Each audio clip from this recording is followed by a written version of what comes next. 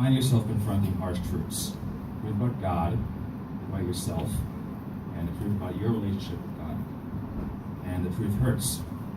Unblinking, unrelenting truth reveals, sheds light, and holds those accountable. Pastor Joe touched on this in his sermon on May 22nd. He titled it A Beautiful Sorrow, which I don't know what that title is, but it's an apt descriptor for that kind of moment. And I guess the reason why I was/am so hesitant is because I do not want to go to that place. I don't want to be vulnerable. I don't want to be hurt. I don't want to feel that way. And there were various moments throughout the week we were there, and I felt God calling me for that position of vulnerability, and I wasn't having any of it. Whenever I felt I was approaching that sort of scenario, I would just remove myself and leave the situation. And Mark East, like most Christian camps, has one night during the week devoted entirely to worship. Now, to veterans like me, this night is jokingly referred to as the night when everybody cries. Now, I'm saying that in jest, but there's a bit of truth to it. So you see, worship has the advantage of utilizing music. And music has a tendency of being really effective at heightening emotions. This can be done through lyrics, melody, instruments. The combination of that and all sorts of outside factors you yourself bring to the table. And when you combine the emotional stimulation that worship can bring with the intellectual stimulation brought forth through extensive studies and manuscript of Mark, the pieces are falling into place for something to happen. By that point in the week, all I wanted was for nothing to happen. And at one point during the night, one of the staff members went up to share a message highlighting themes that come up during the week for some people and to give people something to reflect on during and after the worship session. And at one point, he mentions the concept of mask and how there are masks that we wear to hide ourselves from God and from others. And when he said that, I was struck. It really did a number on me.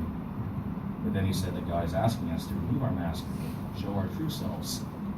And I ran away. I left the tent where they were holding worship. And I felt God asking me why I was running away. What are you running away from? God told me to love you.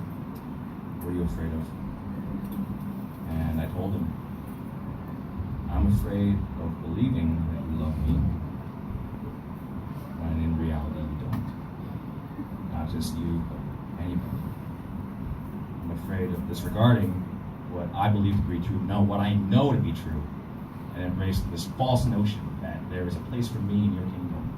And he then asked, why that sounds so unlikely to me? The truth.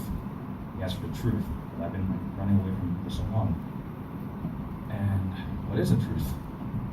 Well, oh man. The truth is that I hate myself. And I try to find ways to sugarcoat that, but that is the honest, unmerciful truth. But I never put the blame on me. And I've been telling myself that it was God who hated me, and that it was people who hated me. But that's not true. I'm the one that makes myself feel this way, which has led me to do things I'm not particularly proud of. You're free to ask me about that later if you feel compelled. And now that I'm back, I'm attempting to accept the truth that God is telling me versus the truth that I've been telling myself for so long.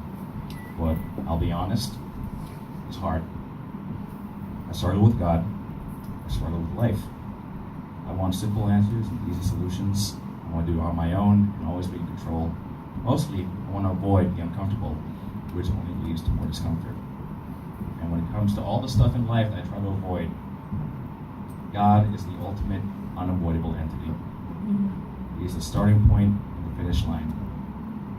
And I tell you all this, trying to hold myself accountable so that I continue to struggle and attempt to understand God and what he wants from me in this life, even if I don't really want to, even if it's almost impossible to succeed, because when all else fails, it always does. He will be there.